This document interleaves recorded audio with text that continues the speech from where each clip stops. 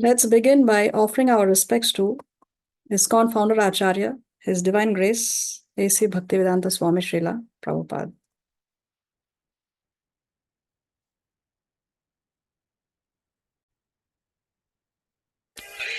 Krishna Krishna Hare Hare Ram Ram Ram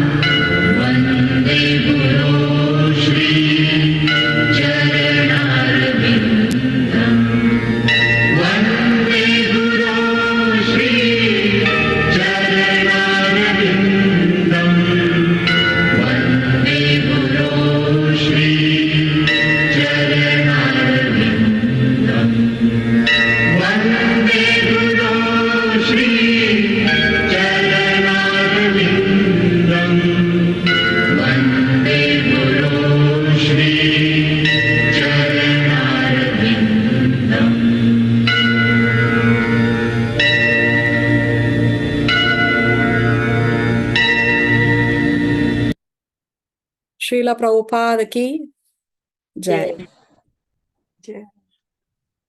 Om Ajnana Timirandasya Ananjana Shalakaya Chakshurun Militam Yena Tasmai Shri Gurave Namaha. Nama Om Vishnu Padaya Krishna Presthaya Bhutale Srimate Bhaktivedanta Swamin Iti Namine. Namaste Saraswate Deve Gauravani Pracharine Nirvishesha Shunyavadi Paschatya Deshatarine.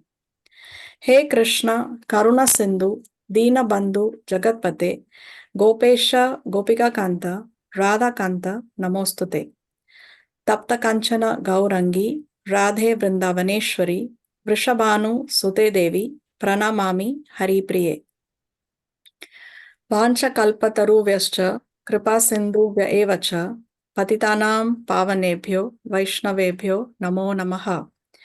Jai Shri Krishna Chaitanya Prabhu Nityananda Shri Advaita Gadadhar Srivasadi Gaura Bhakta Vrinda.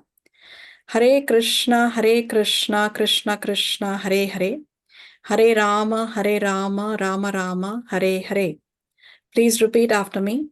Om Namo Bhagavate Vasudevaya.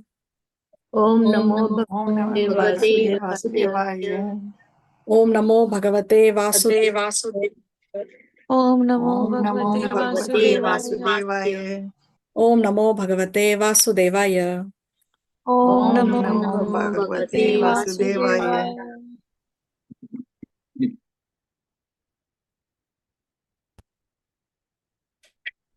Okay, so we welcome all of you to our weekly Bhagavad Gita classes. Very happy here to see Auntie Nita, Aja, Thank you. Devina, Disha Milvani, Durga Prasad, Jagrati, Karuna, Kirtilata. Then we have Lal and Mehak Milvani, Manju, Meena Bharwani, Mehak Bakshani. Then we have NC Venkatchari, then Ritu Lalwani, Lavina, Saket, Shri Radhe Hari Devidasi, Venkatesh A, Vivansh, and I can see Divya as well. Okay, all right, and Neha has just joined us. Okay, so what did we see in the previous class?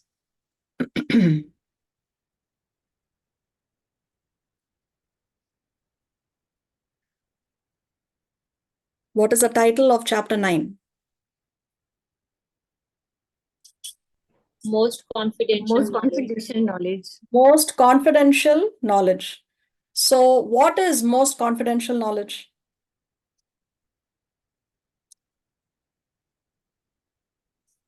What It's a king of education. Okay, it is king of education, Raja Vidya. Then, Pure devotional, the unalloyed devotion.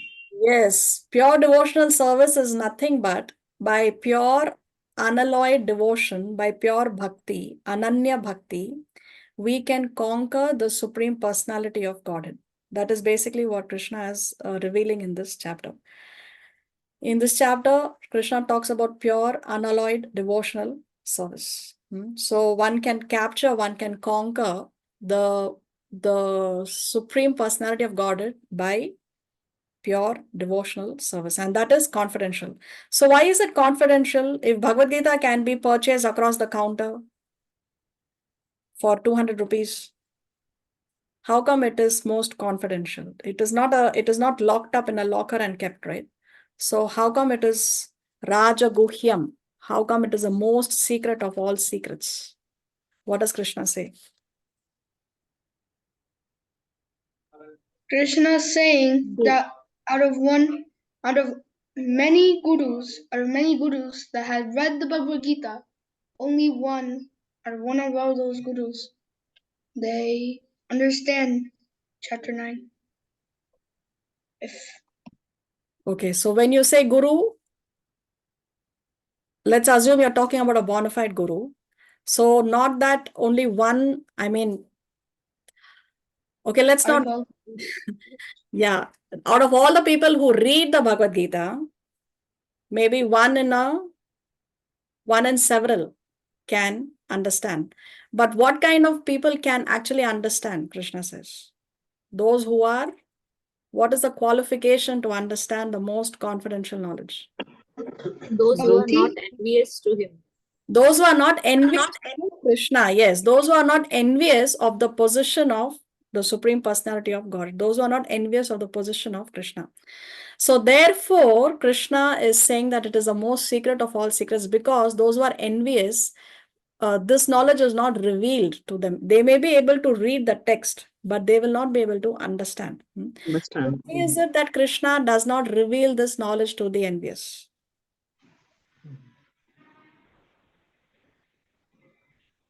Because then they will become more envious to Krishna. Yes, because they will become more envious, they will end up being more offensive, and they will create more misfortune for themselves, right? It's not that Krishna is some kind of a revengeful God. Krishna is the God of love. He wants everyone to go back home, back to Godhead. So in order to prevent them from creating more misery, more misfortune for themselves, therefore Krishna decides not to reveal this knowledge to them. Because if one person is envious and you hear the glories of another person, then the person will burn more in envy. But if a person is not envious and you hear the glories of the person, then you will be more happy. So therefore, Krishna reveals this knowledge only to those who are non-envious. Okay, very nice. What else did we see in the previous class?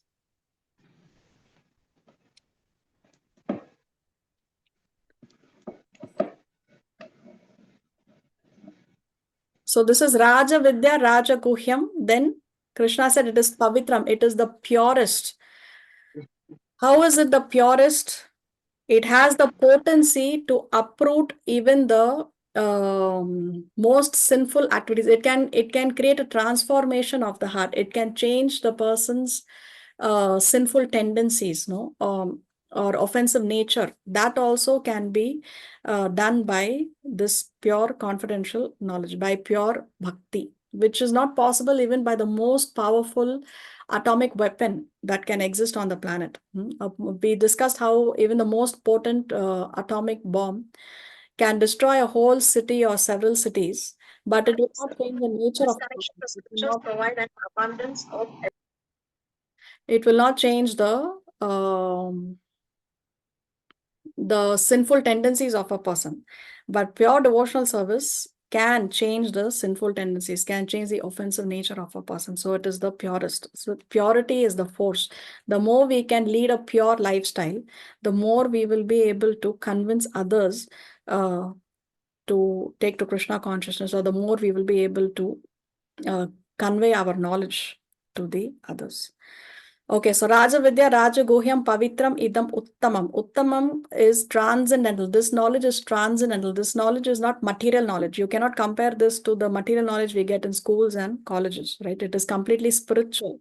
Spiritual calculation is complete opposite of material calculations. Material calculations, the more we give, the less we have. But spiritual calculation, the more we give, the more we have. That is so. This knowledge is transcendental. It's uttamam. Then it gives direct perception of the self. Pratyaksha vagamam dharmyam, Krishna says. Pratyaksha vagamam, it gives direct perception of the self. You can see the results. As you apply the knowledge, you can see, you get realizations, and you can see the results. You can perceive the results yourself. You can see how it brings a change in your life. You can see how it transforms you, know. So it gives you direct perception of the self. Then dharmyam, it is the principle of religion. We saw how the prime duty of a human being is to realize God. So the perfection of religion that is taught in this Bhagavad Gita. Then sukham, it is very easily performed. It is very happily performed. It is very joyfully performed. You will not see a devotee who is complaining and crying and saying, oh, what is this? I have to do this and I have to chant my rounds, I have to do this. So you will not see a devotee who is complaining about this, because this is very joyfully performed. Nobody is placing a gun on the head and saying that, okay, now you have to chant your rounds, or now you have to follow the 4 regulatory principles. It is voluntarily taken up by so many millions of people around the world, and it is very joyfully performed. Then Krishna says that it is everlasting. It is avyayam. It is there forever. Devotional service, once you engage in pure devotional service, it is there with you forever, even life after life after life. It is not lost when death occurs. Unlike what unless what we accumulate materially, materially, our wealth, our education, our beauty, our fame, our contacts, everything is lost at the time of death. We have to restart all over again when we have to take another birth. But devotional service, that remains with us eternally. Avyayam, it is everlasting. So these important points we saw in the second verse of the chapter. Then we saw the story of one great personality, the previous lifetime of one great personality. Who was that? Narad Muni. Narada Muni, isn't it? Narada Muni, in his previous life, he was the son of a Maidservant. He was son of a maid servant, and when he was very young, he lost both his parents. But because of his association with those great sages, he was able to attain perfection. Yeah, Neha, you have a question? I see your hand raised. Mataji, why is this knowledge Raja Guhyam? Yeah, it is Raja Guhyam because Krishna does not reveal it to anyone and everyone. He only reveals it to those who are not envious of Krishna. That's why it is Raja Guhyam. It is secret because the envious will never be able to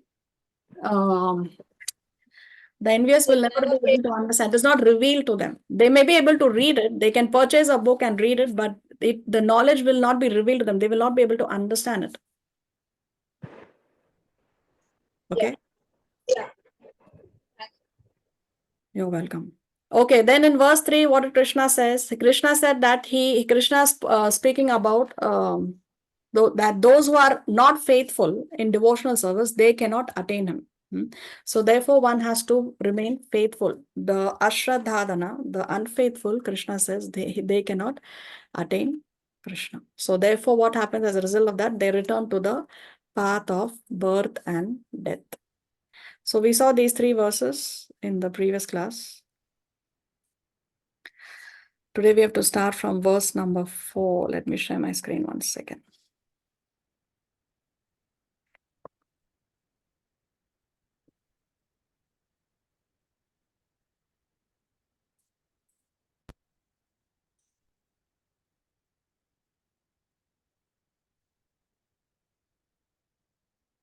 Who can read today?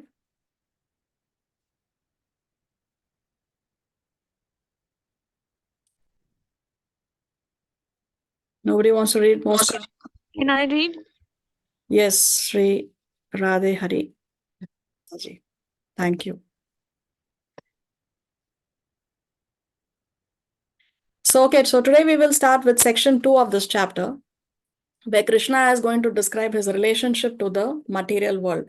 Now, one may think, what is a need? What is the reason that Krishna is describing his relationship to the material world? See, one must understand that yes, all knowledge comes from Krishna. Everything is coming from him, right? He was the one who spoke the 4 verses to Lord Brahma at the dawn of creation, and everything has come down from there. So all knowledge comes from Krishna, but one may but one may be attracted to material knowledge initially, and then that attraction may lead us to Krishna.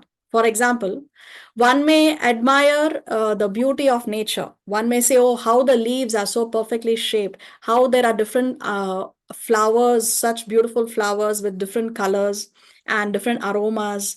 So one may admire that, or one may admire the beauty of nature around you in general, and then one may be inquisitive that, okay, so who is the person who is behind all this, who has put all this whole system into place?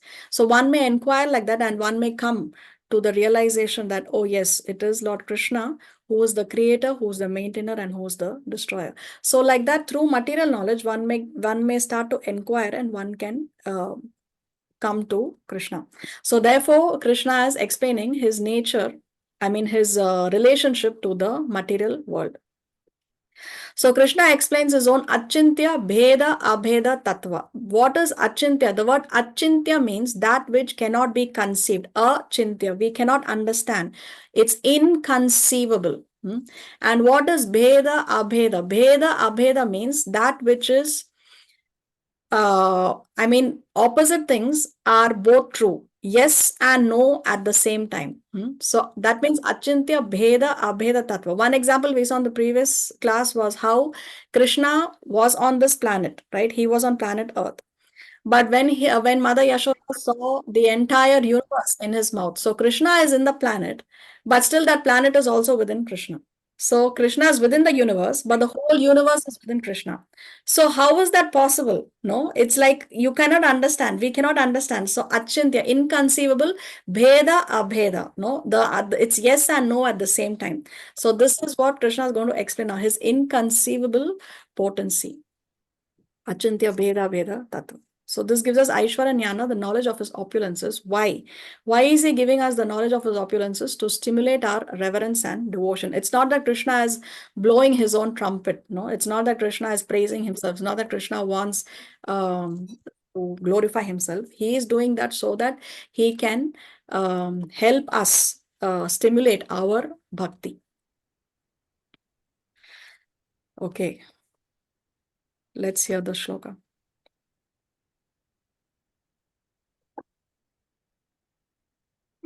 मया ततमिदं सर्वं जगदव्यक्तमूर्तिना मत्स्थानि सर्वभूतानि न चाहं तेष्वस्थितः. Yeah, you see the translation. Translation: by me in my unmanifested form, this entire universe is pervaded. All beings are in me, but I am not in them. Hare Krishna. So Krishna is saying, in my unmanifested form, in my avyakta murtina, in my unmanifested form, what is he doing? He is pervading the entire universe. So he's saying, in my unmanifested form, this entire universe is being pervaded. Maya tatam idam sarvam jagat. This jagat, this whole cosmic manifestation is being pervaded by me, Maya, Krishna says. Then he says, all beings are in me. Matsthani sarva bhutani. All the living entities are in me, but I am not in them. So he's saying that he's pervading. How is Krishna pervading this entire universe? How is Krishna pervading the entire universe? His body in the universal form. He's everywhere. His eyes are everywhere. He's everywhere, okay. But how is he pervading even the atom and all the living entities? Oh, he's inside everything. He's inside everything, and he's also outside everything. Okay, in what form is he inside everything? Don't put everything in. He exists as Paramatma in everyone's heart. As the Paramatma, as the super soul, isn't it? As a super soul, he's residing in the heart of every living entity. And he's saying, in my unmanifested form, avyakta. So it's not that he is visible. We cannot see the Paramatma, right? At least most of us, most human population, we cannot see the Paramatma. People who realize the Paramatma, they can see, they get the Paramatma realization. But we cannot see the Paramatma. So therefore, he's saying that I pervade the entire universe in my unmanifested form. Recording in progress. Okay, so let's see some point from the purport. So we cannot, avyakta murtina indicates the unmanifested form. We cannot see the Lord by our gross material senses. How can we see the Lord? By practicing pure devotional service under proper guidance. So yes, one can see the Lord under proper guidance, under the guidance of Guru, Sadhu and Shastra by practicing pure devotional service. Okay, see, there was one incident where Srila Prabhupada was in a park, in a garden, and there was a conversation with somebody else who had come there. He sat next to him on the bench. And then he told Srila Prabhupada in the midst of the conversation that nobody has seen God. So then Srila Prabhupada asked him, how do you get that statistic that nobody has seen God? Have you gone and asked every single person on the planet whether he has seen God or no? Prabhupada tells him, you may have not seen God. You may have not met a person who has never seen God, but that doesn't mean nobody has seen God. So yes, most human population, they have not seen God because we cannot see the Lord with our gross material senses. But if one practices pure devotional service under proper guidance, then one can see the Lord. One gets realizations. There have been deities, there have been people who have spoken to deities. We know the deity of Sakshi Gopal, the deity who walked and talked for the sake of his Brahman devotee. The story is there in the Chaitanya Charitamrita. Sakshi Gopal temple is there. If you visit Orissa, between Bhuvaneshwar and Jagannath Puri, there is a Sakshi Gopal temple, the deity who walked and talked. So, like that, there are people who have had such realizations. Okay, then Krishna says, Matsthani Sarva Bhutani, all beings are in me, everything rests in him, but I am not in them. So, although the Lord is pervading everything, he does not lose his personal existence. That's what Krishna is saying. He still continues to uh, exist personally in his own abode as well. Since God is all pervading, he has lost his personal experience is a statement that is refuted in this particular shloka. Now, Srila Prabhupada gives this analogy in the purport that the king heads the government and is present in all the departments by his energies. So, see, let's read this from the purport. Srila Prabhupada writes, a king heads a government which is but the manifestation of the king's energy. The different governmental departments are nothing but the energies of the king, and each department is resting on the king's power. But still, one cannot expect the king to be present in every department personally. That is a crude example. Similarly, all the manifestations that we see and everything that exists, both in this material world and in the spiritual world, are resting on the energy of the Supreme Personality of Godhead. The creation takes place by the diffusion of his different energies. He is everywhere present by his personal representation, the diffusion of his different energies. So see, material world has three aspects: creation, maintenance, and destruction. So in these two verses, Krishna is talking about the maintenance of this material world, how he is maintaining. Let's see 9.5. न च मत्स्थानि भूतानि पश्य मे योगमैश्वरम् भूतभृन्न च भूतस्थो ममात्मा भूतभावनः. And yet everything that is created does not rest in me. Behold my mystic opulence, although I am the maintainer of all living entities, and although I am everywhere, I am not a part of this cosmic manifestation. For myself is the very source of creation. Hare Krishna. See here, Krishna is saying, Nacha Matsthani Bhutani. So he's saying the exact opposite of what he said in the previous verse. In the previous verse, what did he say? Matsthani Sarva Bhutani. All the living beings are in me. Now he's saying na chat matsthani bhutani. So he's saying that everything that is created does not rest in me. So he's saying the exact opposite. So how to understand this? Then Krishna says yogam aishwaryam. It's because of my inconceivable mystic power. Inconceivable. We discuss no achintya. So the Lord, He is inconceivable. He can do those things that we cannot understand. If we try to understand the Lord with our gross material senses, then we will end up committing offenses. That's the reason why many people say Krishna is a failed politician. He was not successful in preventing the war. Or they will say Krishna actually was responsible for all this bloodshed in the war. Or they will say that Krishna is an ordinary human being, only he had extraordinary powers. But we have to understand that we cannot understand the Lord with our gross material senses because he is inconceivable. So Krishna is saying Yogam Aishwaryam. So he's Matstani Sarvabhutani. Also he's saying Nacha Matstani. Nacha Matstani Bhutani.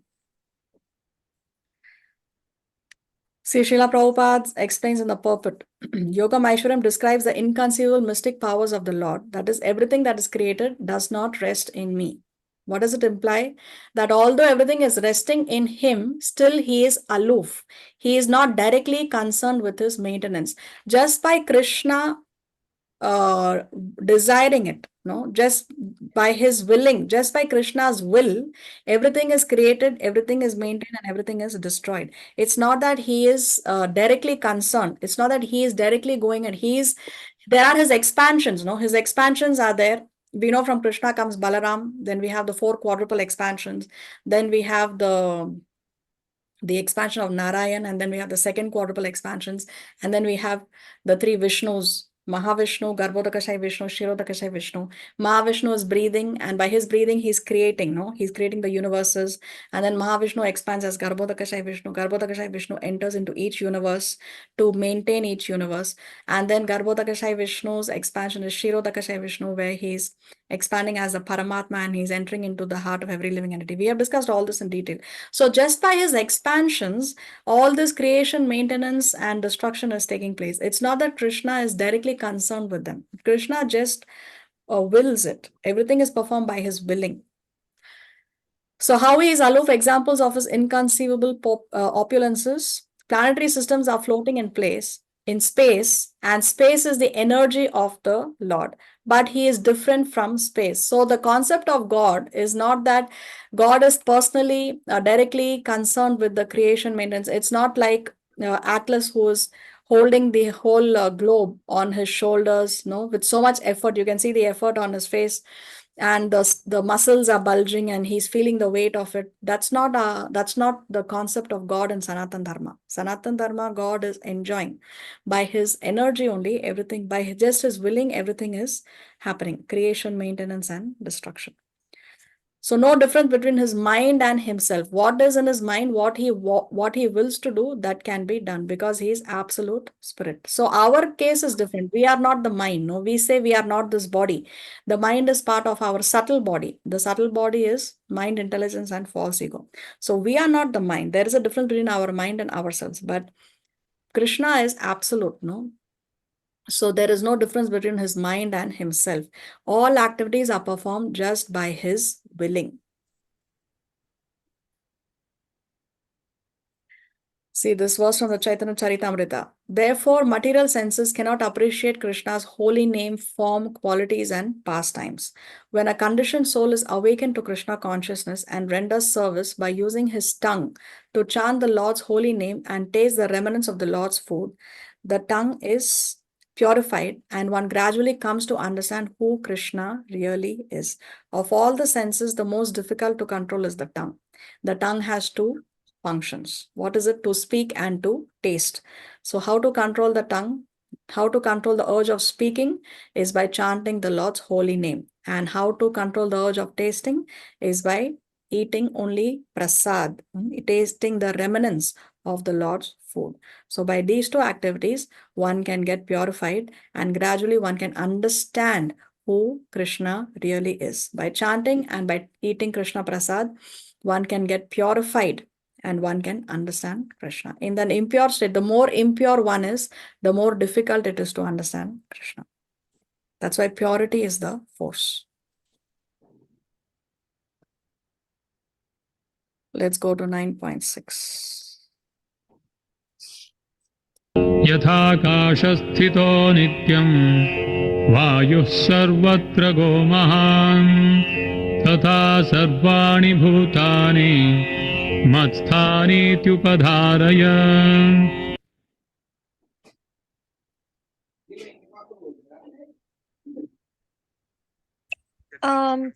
Understand that as the mighty wind blowing everywhere, rest always in the sky, all created beings rest in me. So Krishna in the previous verse, what did he say? That he's speaking about his inconceivable potencies, achintya, no? Achintya, inconceivable. So we cannot understand him. But still there will be some people who will say that we want to understand. We want to understand in a logical way. Give me some explanation. Give me some way to understand. So for the benefit of such people, Krishna is giving an analogy. What is the analogy he's giving here? He's saying, just as the mighty wind blowing everywhere rests always in the sky, all created beings rest in me. So trying to understand this analogy. Okay, here. See, sky is the biggest manifestation to conceive. If one has to conceive something, the biggest thing that one can conceive materially is the sky. Now, in that sky, what is the biggest thing that one can think of? One can conceive is the wind. So the wind is great and it influences all the movements. But wind is never beyond the sky. It is always subordinate to the sky. So see, if you imagine the sky to be like an upside down bowl. Now within that upside down bowl, there is air, which is circulating within that bowl. Now within that bowl, the air can circulate. It can go left, right, up, down. No, it can go in all the directions, but it cannot go beyond that bowl. So what is Krishna is saying here is that just as how the sky, the wind is always subordinate to the sky, in the same way we living entities are always subordinate to the will of the Lord. Now one can say that, but we have our free will. We have our minute independence. So exactly, yes, we have our minute independence. So we are like that wind. We have some freedom, but we do not have complete freedom. We have minute independence. We have some independence, but we do not have complete independence. Therefore, the wind, yes, the wind has some movement, but that movement is restricted within that upside down bowl. So the wind is restricted within the sky. So therefore, our independence is restricted within the will of Krishna. So we have minute independence, but we do not have complete independence. That full independence, fully independent is only Krishna. Completely, Krishna is completely Virat, self-satisfied. All wonderful cosmic manifestations compared here to the movements of the wind exist by the will of the Lord. Lord is compared to the sky.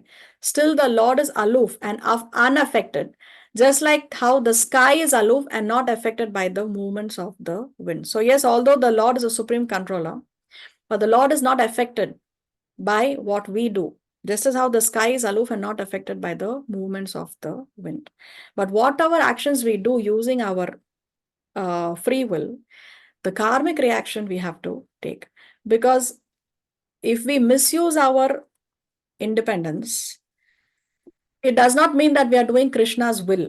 Krishna is allowing us to do, he is sanctioning it. He is sanctioning it, but it does not mean that he is approving of it. Just as how a child may desire to have something that is not good for the child. And the parents may say that if you do this, I mean, let's say the child has a very bad fever, cough, and cold, and the child wants to eat an ice cream. So parents will say, no, but now you have fever, you have a cold, you cannot have an ice cream, it will do you more harm. But the child cries and cries and cries, and he's stubborn that he wants to eat the ice cream. So eventually the parent may say, all right, then go ahead and have the ice cream. But then what will happen? The child will fall even more sick. So the child is not doing what the parents want him to do. So the parents are sanctioning it.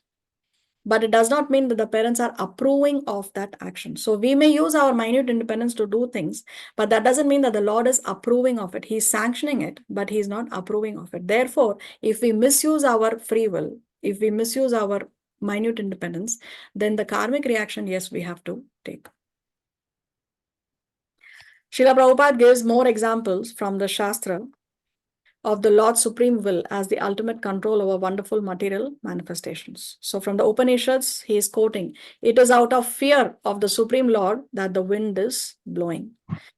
Then again from the Upanishads, by the supreme order, under the superintendence of the Supreme Personality of Godhead, the sun, the moon, other great planets are moving. In the Brahma Samhita also it is stated, the sun who is the king of all the planets, full of infinite effulgence, the image of the good soul is as the eye of this world. I adore the primeval Lord Govinda, in pursuance of whose order the sun performs his journey, mounting the wheel of time. So all the planets, the sun, the moon, and all other planets are moving out because of the fear of Krishna, because of the will of the Supreme Personality of Godhead. They are all under the superintendence of Krishna. Okay, Lavina, you have a question? Yeah. Actually, how you said that when a parent is what is it, approving, not approving, what Sanctioning. sanctioning. If a parent is sanctioning, that means the karma which children are doing will affect parents also. Yeah, so karmic calculation, I have heard my Guru Maharaj say that up to the age of 5 years, what the child does, the mother takes the karma. But after 5 years, the child makes its own karma. Because up to 5 years, the child may not be aware of what he's eating. No, the mother is the one who's responsible. So the mother takes the karma up to the age of 5 years. Beyond that, the child makes its own karma. But we as parents must always try our best to teach them, to guide them, to convince them. Of course, if they don't listen, they make their own karma. But we have to do our part, our part of the deal. We have to try and make them devotees from childhood. We need to train them. That is our duty as parents. Okay. Thank you. You're welcome. Thank you. Okay, let's go to 9.7. सर्वभूतानि कौन्तेय प्रकृतिं यान्ति मामिकाम् कल्पक्षये पुनस्तानि कल्पादौ विसृजाम्यहम्. O son of Kunti, at the end of the millennium, all material manifestations enter into my nature, and at the beginning of another millennium, by my potency, I create them again. So here Krishna is talking about creation. O son of Kunti, at the end of the millennium, all material manifestations enter into my nature. So here he's talking about destruction. And then he says, at the beginning of another millennium, by my potency, I create them again. So he's talking about creation and destruction. Previously, he was talking about maintenance. And now he's talking about creation and destruction. So what is this millennium? Millennium, Srila Prabhupada explains in the purport, is the life of Lord Brahma. So at the end of millennium indicates the time of Brahma's death. Lord Brahma lives for 100 of his years. We have discussed this previously in great detail. How to calculate the lifetime of Lord Brahma? 4,320,000,000 years is what? How do we get this number? Who knows? Who can remember from the previous classes? By adding all the yugas. By adding all the yugas, you will get 4,320,000. This is 4,320,000,000. How do you get this? Into 100 years of 1,000 years of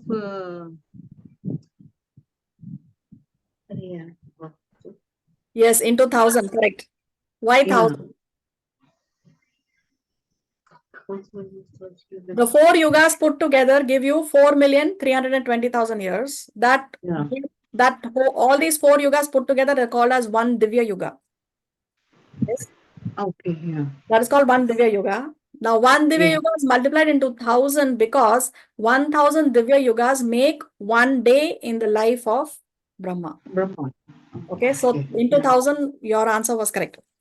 Okay, Yeah. so that's how we get 4,320,000,000 years. Now, why multiplied by 2? Because it's a day and night.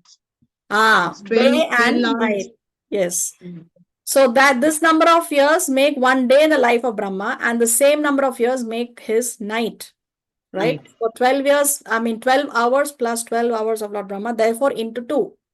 Now into 30, why into 30? It's a The whole monthly month. basis. Whole 30 month. days in a 30 days. month. No, Vedic Month. calendar has 30 days in every month. We don't have like the solar calendar, 31 days, 28 days, leap year, 29 days. No. How the Vedic calendar calculates the extra days is by adding the month of Purushottam Purushottam monthly. once in 3 years or so. Okay, now why into 12? 12 months. 12 months in a year. And why into Yeah. 100? 100 because Brahma lives 100 for days of 100 years. Brahma's years. Yes, Lord Brahma lives for 100 years. So this is how we calculate Brahma's lifetime. So you get this answer, 311 trillion and 40 billion years, according to our earthly calculation, is equal to 100 of Lord Brahma's years. So anyway, when Lord Brahma's lifetime comes to an end, then at that time, all the energy is wound up in the Lord himself. Everything goes into the body of Mahavishnu. That's when he breathes in. His one breath, one breathing in, all the living entities, everything, all this material manifestation, all the energy goes into the body. And at manifestation, again, so when creation happens, he's breathing out, everything is coming out of his body. Again, creation is taking place. So, like that, Krishna is saying that at the end of the millennium, all material manifestations enter into my nature, and at the beginning of another millennium, by my potency, I create them again. Okay, now Can let's I see ask you? Can I Yes. ask you? So I remember we mentioned that 50 years of Brahma is over now. Yeah, he's in the 51st year. 51st. Okay. Okay. 9.8. प्रकृतिं स्वामवष्टभ्य विसृजामि पुनः पुनः भूतग्राममिमं कृत्स्नम् अवशं प्रकृतेर्वशात् The whole cosmic order is under me. Under my will, it is automatically manifested again and again, and under my will, it is annihilated at the end. See, again, Krishna is saying that everything is happening by his will.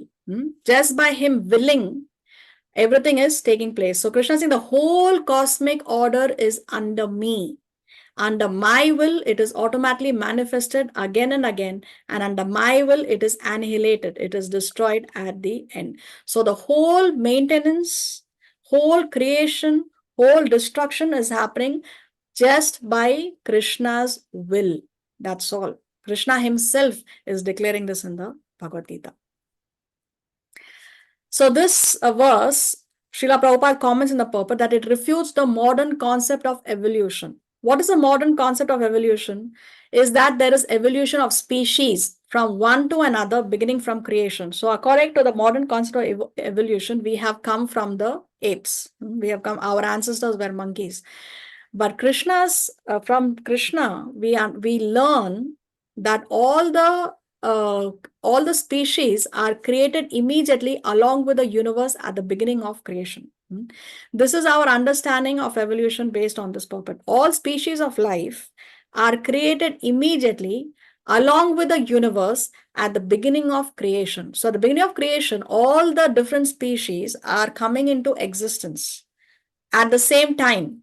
So the apes and human beings have come into existence at the same time. It's not that there was one particular point of time when human beings did not exist and only apes existed, and over a period of time from the apes then the human beings were involved. No, that's not Vedic understanding. All the species have come into existence. On what basis are all these different species there? What kind of the soul gets what kind of body, what kind of species one is going to reside in, is based on what? Based on the desires and past deeds of the living entities, which means depends on what we deserve Past deeds means depends on what we deserve and what we desire. Based on these two things, we get the appropriate body. If one deserves, let's say one deserves the body of a demigod, but he does not desire to get the body of a demigod, he will not get the body of a demigod. On the other hand, if one desires the body of a demigod, but he does not have the karmic backing for it, if he doesn't have so much punya karmas to back it, he will not be able to get the body of a demigod. So based on what you deserve and what you desire, you get the appropriate body. So no direct involvement of the Lord. He does not himself create or destroy, but material nature acts by his desire. So Krishna is just desiring, Krishna is just willing, and everything is taking place according to that. So 9.8 points to Krishna's detachment, which implies Krishna has no direct involvement, but acts through material nature. It's nature's way, as Srila Prabhupada would say. So what is the basis of creation? Creation takes place. So why did God create? To accommodate inclinations or desires of the various living entity. This whole creation has taken place. Bollywood asked that question in one song, no? दुनिया बनाने वाले क्या तेरे मन में समाई काहे को दुनिया बनाई. So what is it? Why did you create this world?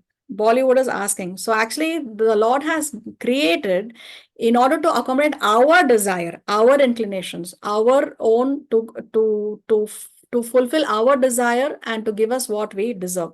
That is why this whole creation has taken place. It's not that the Lord was bored and he had nothing else to do, so therefore he just created. No, that's not the answer. So creation takes place to accommodate our inclinations and our desires. Because we do not desire to be with Krishna in the spiritual world, because we do not deserve to be with Krishna in the spiritual world, therefore we are in this material world. Therefore, this whole material world was created. 9.9. न च मां तानि कर्माणि निबध्नन्ति धनञ्जय उदासीनवदासीनम् असक्तं तेषु कर्मसु. Oh, Dhananjaya, all this work cannot bind me. I am ever detached from all these material activities, seated as though neutral. So Krishna is saying that he is neutral. He is neutral. He is not bound by the laws of nature. He does not have to follow. He does not have to follow. He is the one who makes the rules. So Krishna is saying that he is neutral and no work, nothing can bind Krishna. He is completely independent, completely Swarat. He's using the word Dhananjaya here. Dhananjaya is Arjuna's name. It means conqueror of the riches. Arjuna's name is Dhananjaya because he traveled to different places and he collected wealth so that Yudhishthir could do this opulent yagya, opulent sacrifice. Therefore, one of Arjuna's names is Dhananjaya.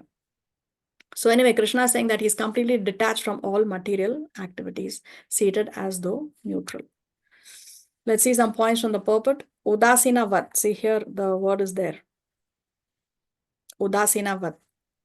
So what does it imply? It implies that the Lord is neutral. The Lord is always neutral in material activities in the created world. Based on past deeds and desire, the living entities take on different forms. The Lord does not interfere. Material activities is carried out by his different potencies. Still, he has control over every minute detail. So he does not interfere. So if somebody is suffering, we have nobody to blame than us. Because if we are suffering, it is because of our own past bad karma. We cannot blame the Lord. The Lord cannot be unjust. The Lord is not someone who's going to play favorites. No. So if somebody is born in a poor family or is facing poverty or disease from birth itself, one may say, oh, what is this? What is this calculation of the Lord? Aise kaise? What is this? What did this child do? So innocent, just born. The child is completely sinless, but we are not seeing the past life of that soul. This newborn child has not come with a blank slate. He's not beginning his account, karmic account there. He has passed through so many lifetimes, and there are so many activities that the person has done in the previous millions of lifetimes. So therefore, you cannot say that the Lord is unjust, or the Lord does not know, or the Lord has made a mistake, or the Lord is blind. No, the Lord is very just. He's like, say, if a high court judge is passing a statement and he's punishing a criminal, who is responsible for that punishment of the criminal? The criminal or the high court judge is responsible? It's the criminal who is responsible, because he behaved in such a way, therefore now he is being punished. So you cannot blame the judge for passing that judgment. So it's the same thing with us. If we are suffering, it is because of our own Karma. own karma, own bad activities. No, it is because of the misuse of our free will. Analogy for neutrality: high court judge gives so many decisions, but he is neutral and unaffected with the gain and loss. The verdict comes from the judge, but is not caused by the judge. See, there are three people to consider here. Sinful living entity is like a robber. Material nature is like the police. Krishna is like the judge. The judge gives the verdict based on which the police imprisons the robbers. Still, the judge is not the cause of the verdict. The robber's misdeed is. People ignorantly blame God for the reactions that come upon them as just karmic dues of their actions. The Gita categorically stresses that he is not responsible for anyone's right or wrong actions. That's what Krishna is saying. Nor does the Supreme Lord assume anyone's sinful or pious activities. He says that in chapter 5. So by accepting responsibility for our actions and their reactions, we can take the initiative to act auspiciously. When we take responsibility for our actions, then we can think, okay, so if I'm suffering because of my past activities, what activity I'm doing now is going to determine my future. So if I want to keep my future secure, if I want to have a safe future, instead of depending on the dozens of insurance policies that exist, I can ensure a safe and happy future by acting auspiciously. Just like how a law-abiding citizen is not penalized, but is protected by the judge. So if I behave appropriately now, then my future is going to be secure. Then I will be protected by the Lord. So too are devotees engaged in devotional service protected by Krishna as they progress towards supreme liberation. So does this mean that the Lord has no engagement? Because what is Krishna saying? That all this work cannot bind me. I am ever detached from all material activities. I am seated as though neutral. So the Lord is saying that he is seated as though neutral. So does that mean that Krishna has nothing to do? The Lord has no engagement? Does the Lord have any engagements? Yeah, the Lord advises us, give us the right mindset to act directly. It directs us. It directs our, and it approves or disapproves our desires also.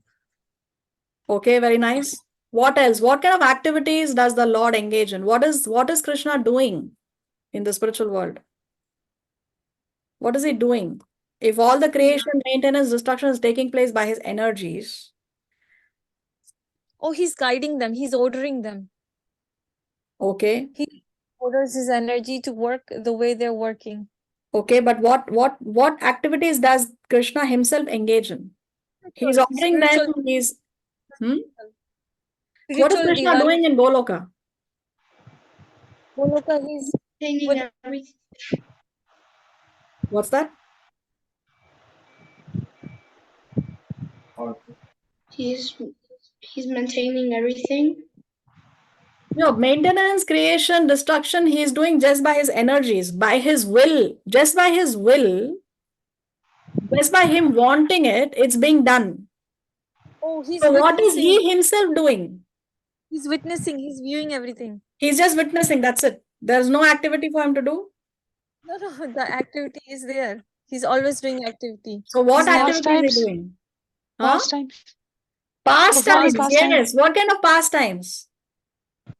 Leelas with his Okay. devotee, his exchange of loving affairs and other affairs. Yes, the loving affairs with his devotees. For example, Like like his queens, and his servitudes. He sees and he acts and reacts, and he works with them, and he exchanges, like, you know. Okay, Just very one. nice. Can we have anybody else trying to answer the question? He plays flutes, He plays the flute. dances with gopis, Yes, he dances with the gopis. and play with goats and He's Yashoda, playing, he's playing with his gopa friends. Yes, very nice. with Yashoda, he's also doing leelas. Yes, with Yashoda, everybody he's eating in Yashoda's house. Then He's seeing He's Radha. waiting. He's He waiting makes, for his devotees to come back to the Godhead. yes. okay. Then Can you give us a clue? no, all are correct answers, but there is more, na? He's also, what about the cows? Krishna is a cowherd boy. Is he Yeah. is also taking the he cows every day grazes, for grazing, no? So these are grazes. Krishna's, and he has these leelas, these pastimes. So he has got nothing to do with the material world. That is being the creation, destruction, all these things that are taking place in this material realm is just happening by his will. But Krishna, that doesn't mean Krishna has nothing to do. Krishna is also engaged in these leelas, these pastimes in the spiritual world. See, whatever Krishna did in Bhauma Vrindavan, on this planet, on the Vrindavan here, is an indication of Krishna's activities also in Goloka. So here also he would take the cows for herding. Here also he has his pastimes Yashoda with the Gopa friends, with the gopis. So this is an indication of what is it that Krishna does in the spiritual world. Can I ask one question? Yes. So is Mahabharata also happening there? No, right? Mahabharata is not happening in the spiritual world. Mahabharata is happening in some other planet in the material world. Say in the spiritual okay. world, there are two things that Krishna doesn't do. What is that? He cannot preach to the fallen conditioned souls, and he cannot kill the demons.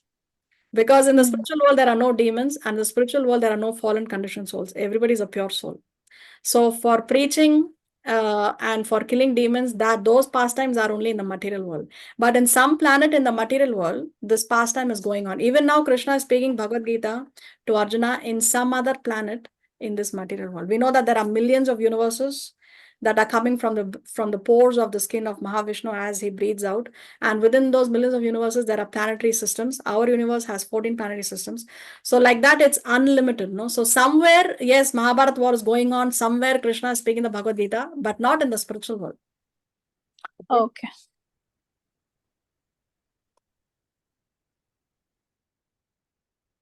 So he is always involved in his eternal, blissful, spiritual activities, but he has nothing to do with the material activities. From the Brahma Samhita, the Lord of Gokula is the transcendental supreme Godhead, the own self of eternal ecstasies. He is a superior of all superiors, and he is busily engaged in the enjoyments of the transcendental realm and has no association with his mundane potency. Mundane potency is this material world, material nature. So only the Leelas are happening, right? In Goloka? Yes, the loving exchanges with his devotees, as somebody wrote in the chat also, no? The loving exchanges with his devotees, that is going on in Goloka. Okay. So now that doesn't mean that Krishna is disinterested. Krishna is disinterested, but he is not uninterested. So it doesn't mean, because Krishna says he's neutral, it does not mean that he's uninterested. Uninterested means he is not showing any interest. Krishna is disinterested. He has no vested interest. So let us try to understand this. Krishna is disinterested. He is not partial to anyone. He doesn't have any vested interest in promoting anyone or demoting anyone. So it's not that he's playing favorites. Whenever people are promoted or demoted, that's due to their own karmic actions. He is immensely interested in all living beings. Why else would he accompany us as the super soul? So it's not that Krishna is uninterested. He is definitely interested in our well-being. Because he's interested in our well-being only, he's accompanying us life after life after life after life through millions of lifetimes. As long as we are in this material world, he's accompanying us as the super soul and accompany us lifetime after lifetime in our journeys through miserable material existence. His interest is not that of an over-vigilant overseer out to catch people doing wrong. So why is he accompanying us as a super soul? Not because he wants to catch us when we are doing wrong. His interest is that of a tireless parent striving for the return of his lost children. He doesn't just wait but accompanies the prodigal son. So he is not like the father who's waiting for the prodigal son to return. He is also accompanying the son, okay, and trying to guide him as a Paramatma from the heart. That's what we call as consciousness. Sometimes we say, no, my consciousness does not permit me. What is it? That's the Paramatma who's guiding us from within. So he is not only waiting for us to come back with a lot of patience, but he's also accompanying us life after life after life. So who can be more interested in us than Krishna? Even when one is the worm in the stool, even in that abominable state, even in that abominable condition, Krishna is accompanying us. So who can be a better friend for you than Krishna?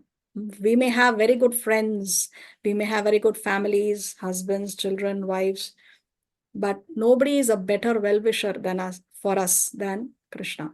Because all these other well-wishers that we may have by good fortune will last only up till death. Even in the Christian religion, when the church wedding takes place, no, they have a vow. They say, until death do us apart. So only until death. It's this arrangement is only till death. After that, who's going to accompany us?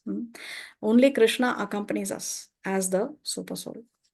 So Krishna is disinterested, but he is not uninterested.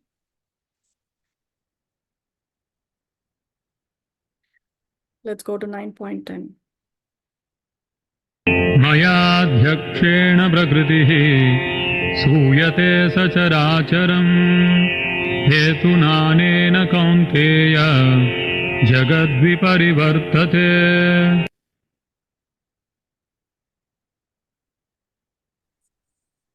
This material nature, which is one of my energies, is working under my direction.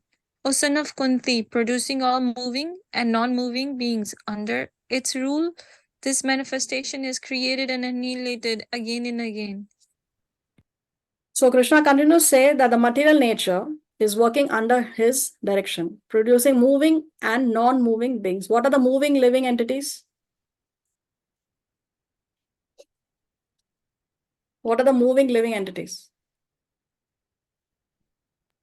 Moving things are the living entities. Every energy that Krishna has ever created is moving, like the sky is moving, and the people, the birds are moving, and the earth is moving, the planets, everything.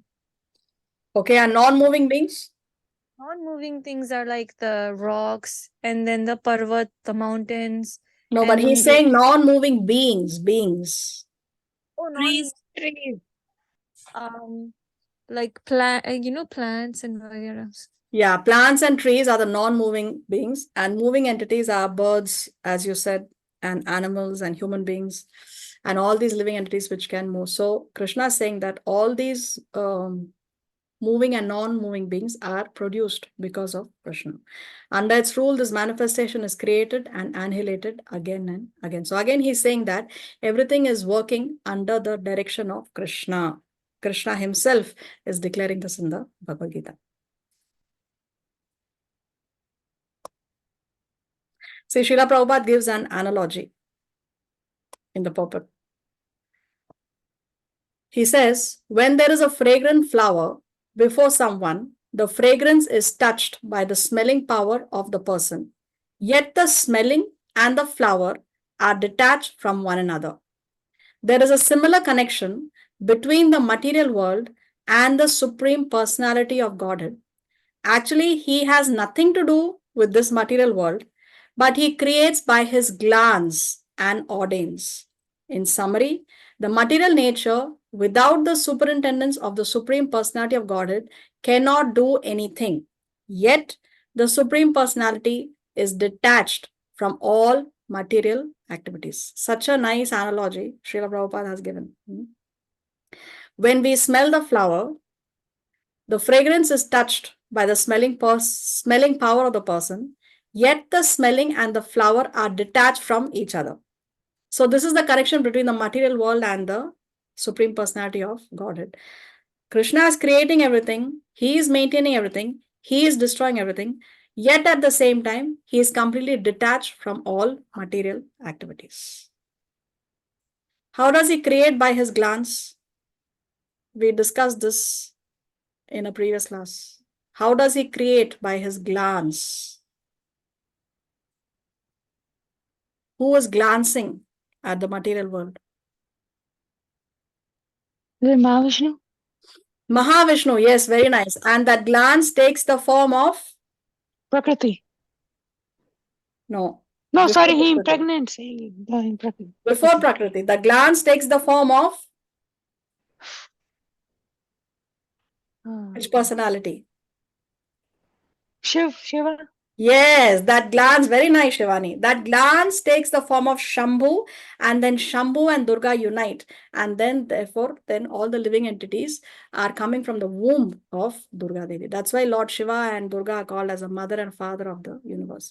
So, even the Lord is not directly glancing. One of his expansions is creating by his glance. Very nice. So our mind tells us only one version of reality when there are actually multiple versions of it. Mind tells us work, earn money, and then in the future you can enjoy. So mind is telling us, okay, work hard, earn money so that in the future you can enjoy. But the mind is only telling us one aspect. It fails to tell us that there is something else happening simultaneously, parallelly. What is that? Body strength is declining. We are losing time. We are getting closer to death. It only tells us the tiny little bit where it thinks that it can enjoy. But that is a linear style. Linear, straight line. Okay, you work, earn money, and you enjoy. Krishna explains in 9.10 that material nature follows a cyclical state. If one starts at point A and has to come back to the same point again, then what is the use of acquiring so many things on the way? So if you're starting here and you're acquiring so many things, but again you have to come back to point A again. So what is the use of all that? That's what happens at death. No, everything that we have accumulated, everything goes. Our wealth, our fame, our beauty, our knowledge, our intelligence, everything is gone. And again, we are starting again, fresh. Again, we go back to school. Again, we start making our money, right?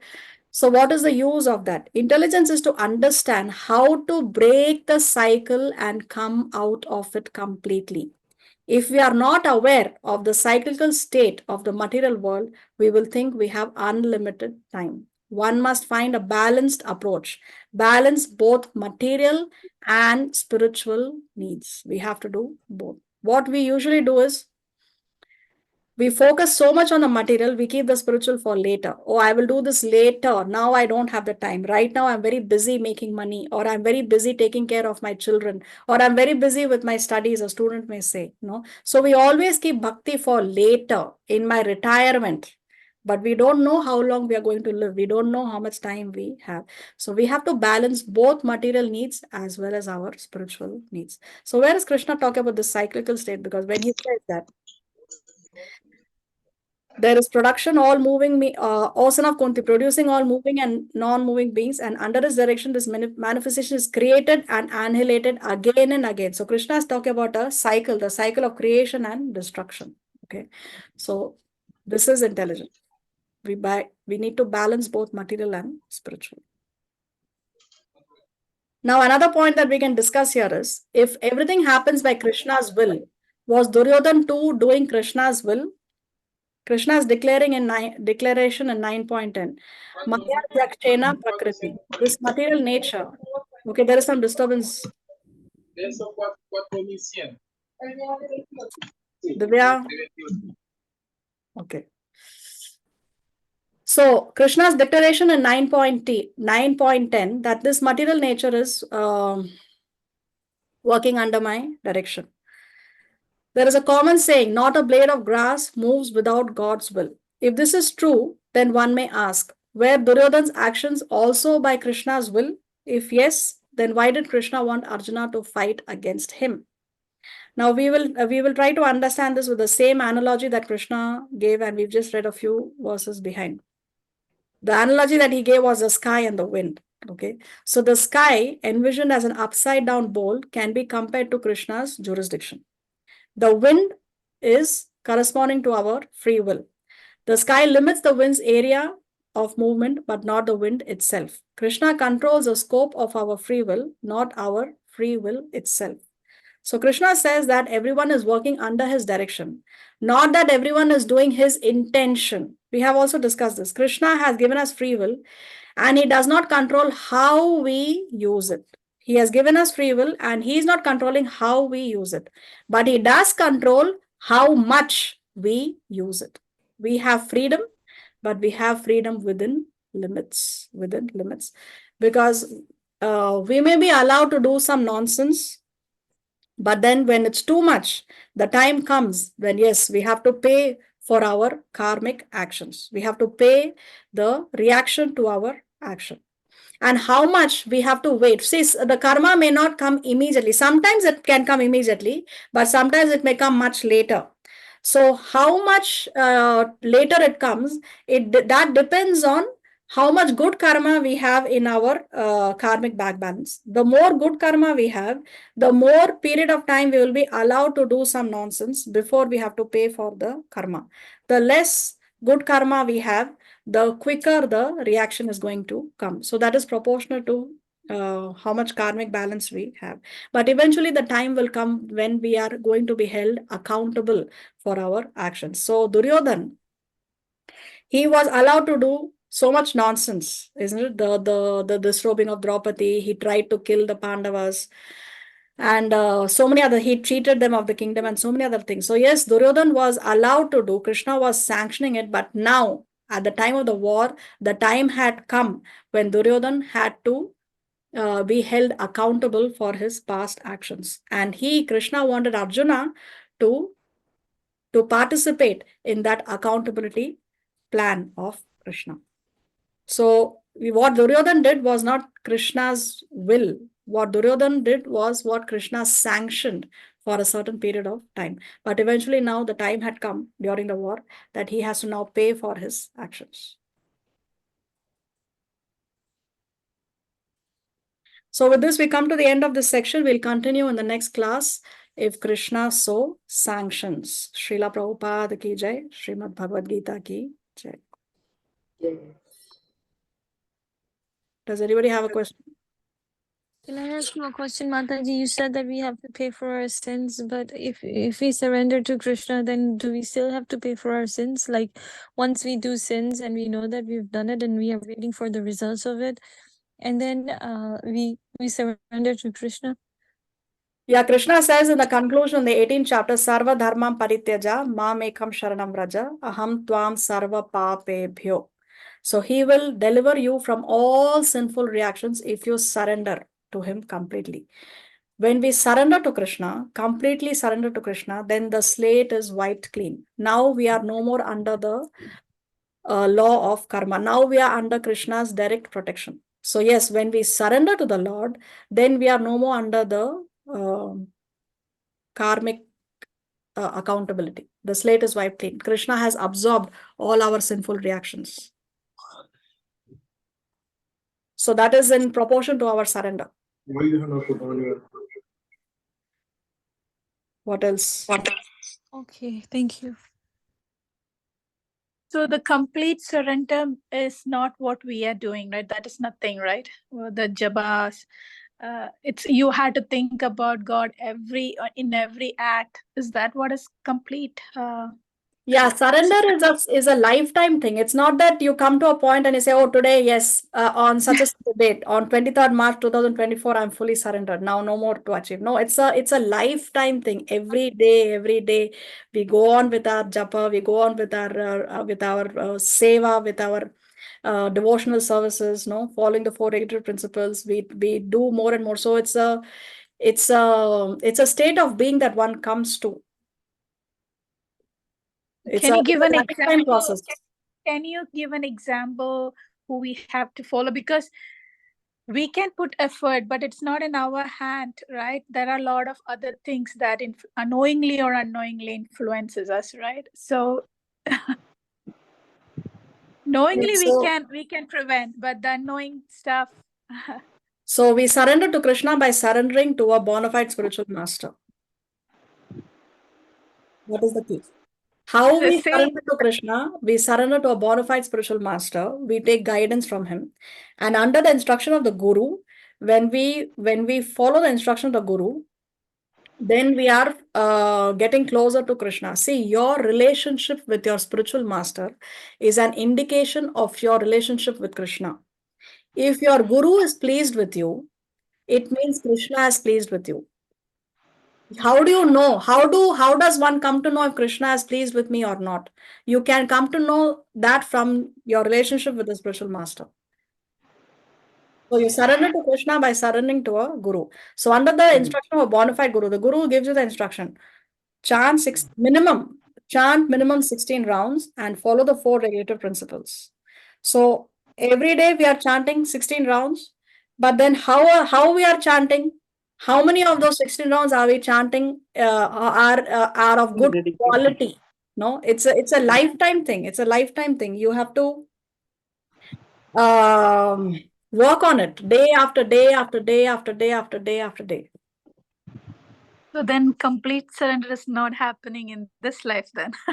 Why not? See, Srila Prabhupada said you chant We are 16 rounds. trying. We are trying. Now, I'm not saying that we don't try. We are trying, but it's not completely happening because maybe past karmas and a lot of other things, right? Okay. It's See, I'm not discouraging anyone. see. Wait. What Krishna wants you to do is, Krishna wants you to do your best. Krishna is not telling you to do the best. Krishna wants you to do your best. So if you are putting your full effort and you are being fully sincere, then whatever you are lacking, Krishna will fulfill. He will complete that which you are not able to complete. We have said this before, no? The example of how Arjuna tried his best to kill, what's his name, in the battlefield? The one who was responsible for the death of Abhimanyu. And Karna? No, I'm forgetting his name. The one who was hiding behind all these warriors, and then Arjuna had taken a vow that if I don't kill him today, then I will commit suicide. What was his name? Jayadrat, I think so. Yeah, Jayadrat. So Arjuna had taken a vow after the killing of Abhimanyu that I will kill Jayadrat the next day, otherwise I will commit suicide. So therefore the Kaurava strategy was that they will put him right behind, and Arjuna will have to fight many warriors, so he will not be able to reach Jayadratha at the end of the day by sunset when the war has to end, and therefore Arjuna will commit suicide. That was the strategy of the Kauravas. So Arjuna did his best. No, he fought with all his might, killing all these warriors one after the other, fighting them, facing them, defeating them. But still, Arjuna was running out of time to get to Jayadratha. So then what did Krishna do? Krishna created that eclipse-like situation. No, he covered the sun. Jayadratha thought, yes, the sun has set. He came in front of Arjuna, and then Krishna removed that eclipse-like situation, and then it was still daytime. The war had not yet ended, and then Arjuna was able to kill Jayadratha. So the point is, Arjuna did his best.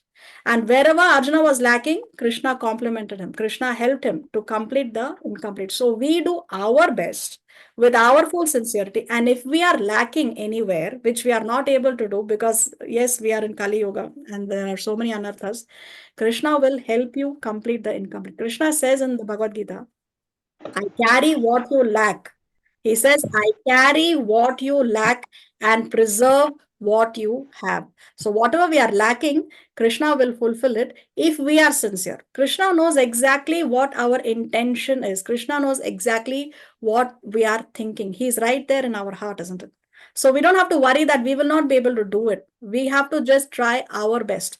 Krishna will do the rest. So the lesson I learned is just do your best and don't worry about. Yes, you do your best with your full sincerity. Krishna knows exactly what you're thinking, what your intention is. Thank you. You're welcome. See, there is a pastime of Srila Prabhupada also. Srila Prabhupada was giving a class, and he said that if you are 100% Krishna conscious, Krishna will take you. So then he saw that in the audience, his disciples, they were not very convinced because 100% Krishna conscious. So then Prabhupada said, okay, even if you are 90% Krishna conscious, Krishna will take you. Then again, the faces were not very positive. He saw the expressions, and then Prabhupada said, even if you're 80% Krishna conscious, 70% Krishna conscious, Krishna will take you. And then the class ended, and then Srila Prabhupada was going to his room, and he was followed by one of his disciples. And then Prabhupada saw this particular disciple was not looking very happy. He was not very convinced. So then he said, Prabhupada, I don't think that I can even be 70% Krishna conscious. So then Srila Prabhupada says, don't worry, you catch hold of the corner of my dhoti. I will take you through the back door. So this is the mercy of a spiritual master. The spiritual master can take you even through the back door, even if we are not deserving. Because it's the desire of a pure devotee of the spiritual master can take you through the back door. Because Krishna fulfills the desire of his pure devotees. And the bona fide spiritual master is a pure devotee of Krishna. And the Guru wants you back, isn't it? So even though we don't have the qualification, no, we cannot get in through our merit. We can get in through recommendation of the pure devotee. Krishna will let you in even if you are not fully qualified on the recommendation of his pure devotee, which is the spiritual master. So therefore, it's very, very important that one takes initiation from a bona fide, authorized spiritual master. He can take you through the back door. Okay? Thank you. Yeah. Okay, what else do we need to discuss?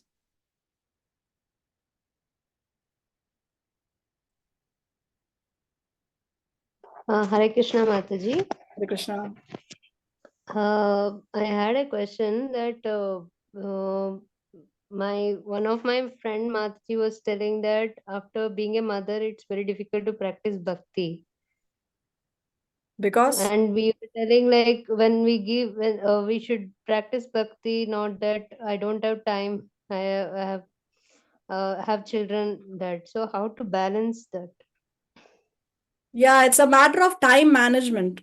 Maybe one should get up a little earlier and chant the rounds. It's not impossible. It may be a little difficult, but with proper time management, it is possible. And also, some gurus, for example, my spiritual master, he gives a certain period after childbirth. I'm not sure exactly what the period is because I was not in that situation myself. But there is a certain time period that he allows for the mother to recover after childbirth, no, and then you can continue. But it's not a long period. It's probably I think so. I'm not very sure, but it's just a couple of weeks or so that he gives some extra time for the mother to recover from her delivery and all that stuff.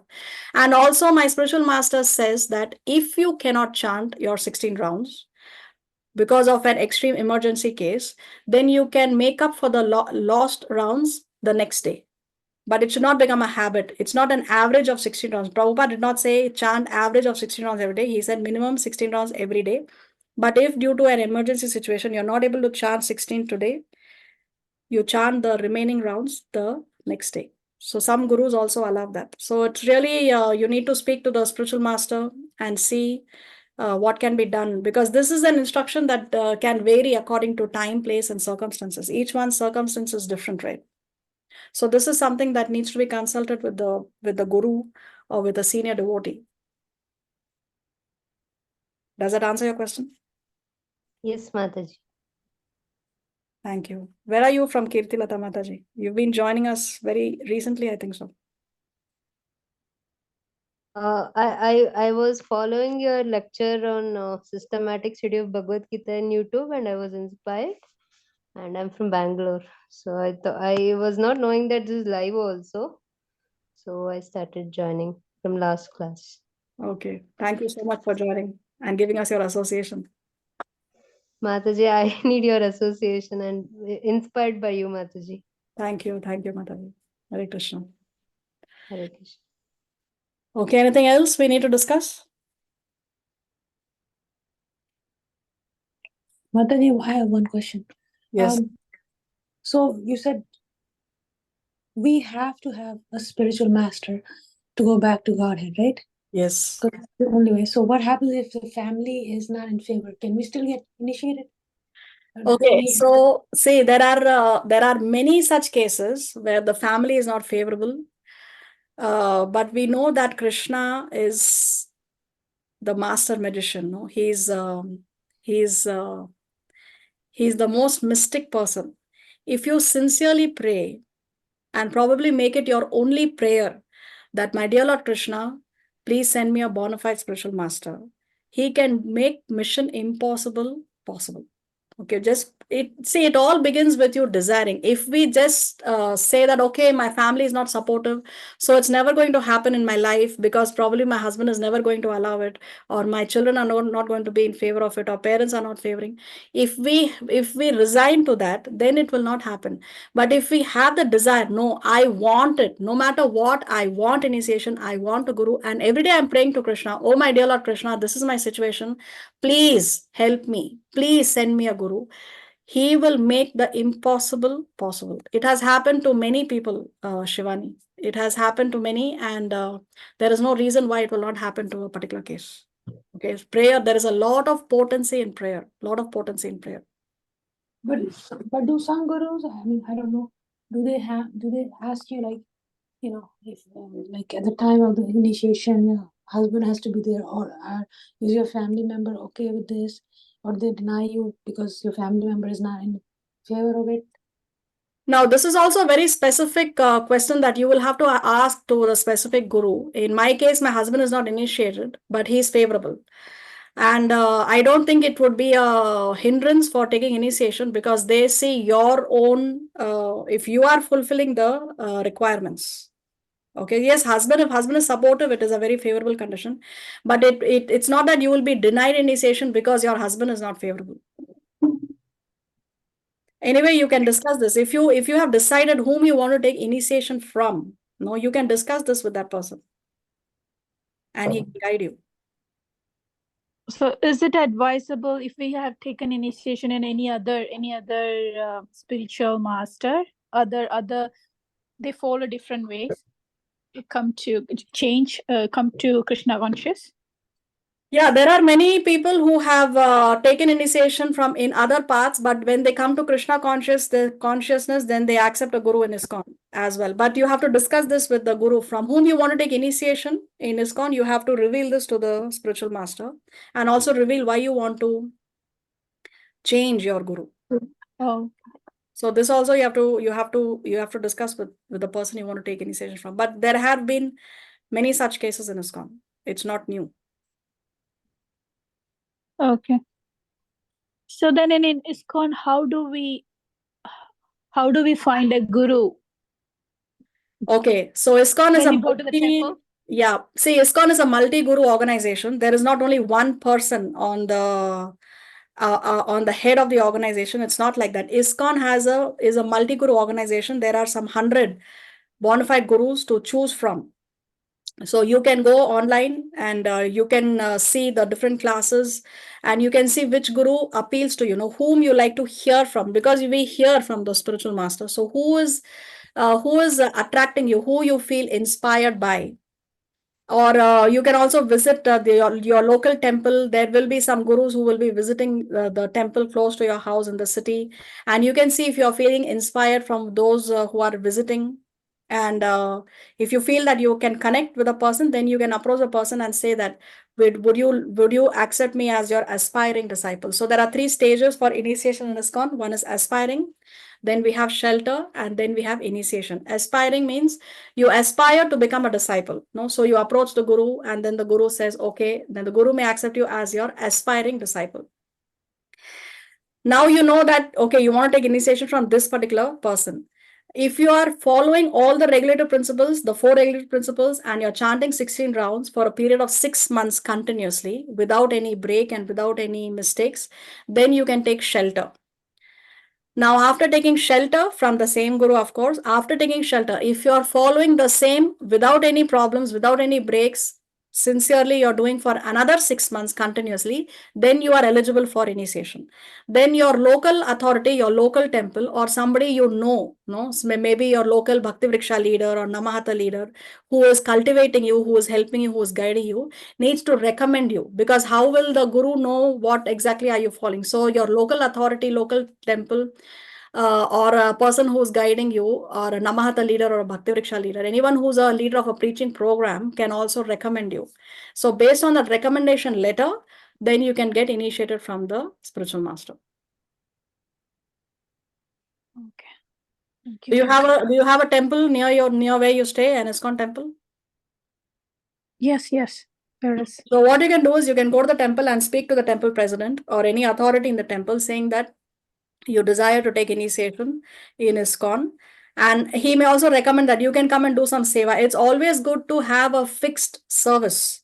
So some people go to the temple once a week and they may make some garlands, or some people may go once a week and they may help in the cleaning of the temple, or any seva, or cooking, or serving the prasad, any seva. No, it's good to have one fixed up service that you can do, because no, spiritual life is not all about, okay, I chant 16 rounds, I follow the four yoga principles, and that's it. No, I'm going back to Godhead. No, we want to take this forward, and we want to see, we have become fortunate, we want to make others also fortunate. So we have to also render service in the temple. There are so many services that are required, and we all know, the congregation of that city, we all make that temple. It's all running by the joint efforts. So you can also help to contribute by having some fixed up seva.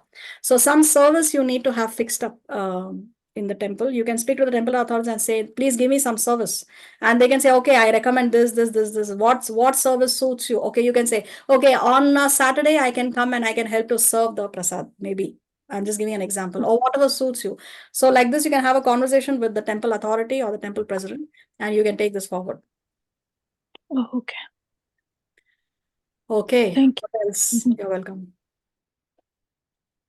Anything else we need to discuss? Mataji, I have one question. Yes. So if you're part of a Bhakti Vriksha, and of course those people who are running the Bhakti Vriksha, they're second disciple, second initiated, and but you are not, you're not in, like, the guru that they have, you're not, you don't want to take Diksha from that guru, or you're not even part of, maybe some other guru. So we should approach them, or we should go to the temple and approach somebody at the temple that. No, see, a Bhakti Vriksha is not going to recommend a particular guru. That is a very personal decision. A Bhakti Vriksha leader will guide you and make you ready for initiation, will tell you, okay, what are the requirements and stuff like that. But the guru you choose is completely your decision. That only you can decide. They cannot tell you which guru to choose. That is completely your decision. And whoever the guru may be, if it is within ISKCON, whoever the guru may be, they can recommend you. That's not a problem.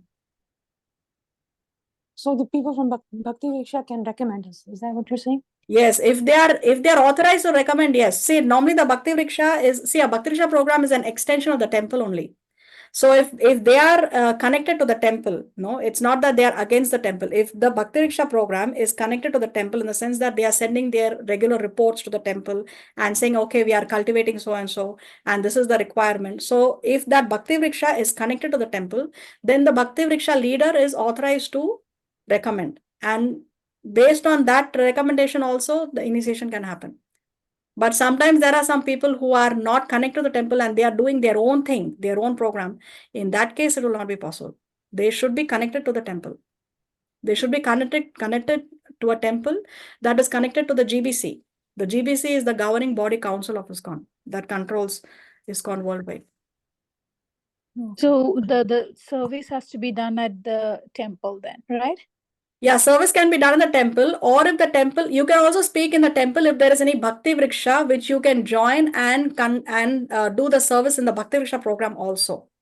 So that through the temple you can ask them. So they will tell you options. Okay, maybe the temple is 2 hour drive from your house, but there is a Bhakti Rickshaw program which is just 15 minutes from your home. So you can do seva in the Bhakti Rickshaw program, fixed seva, and then through the Bhakti Rickshaw recommendation, the temple can recommend you like that. Oh, and you don't have to go to the temple every week. No, then it's not necessary. So it all depends on what is your circumstance and what is coming out of the conversation. You can always say what is convenient for you and how it can always be worked out with the authorities. Okay, depending on your time, your place, and your circumstances. But always under the bona fide authority, you should act. That is very important.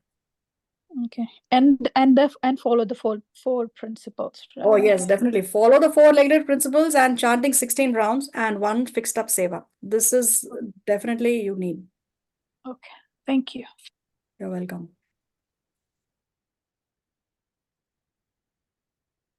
Anything else?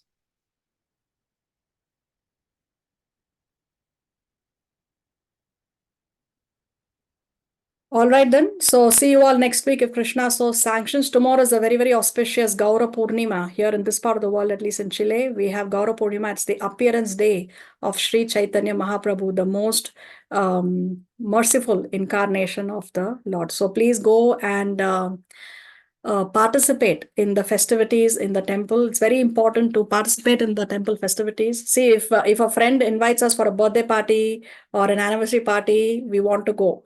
But when there's a temple program, then we think, okay, if it's possible, we will go. No, it's very important to take part in the temple festivities. Maybe even take some seva in the temple and have devotee association and participate in the festivities and be unlimitedly blessed. So tomorrow, please try and celebrate Gaura Purnima. Okay. All right, then take care and see you all next week if Krishna so sanctions. Vancha kalpataru vyascha kripa sindhu vyevacha patitanam pavanebhyo vaishnavebhyo namo namaha. Srila Prabhupada ki jai, Srimad Bhagavad Gita ki jai. Jai. Hare Krishna. Hare Krishna Mataji. Hare Krishna. Hare Krishna Mataji, Dandavad Pranam. Hare Hare Krishna. Krishna Sanam. Hare Krishna. Hare Krishna.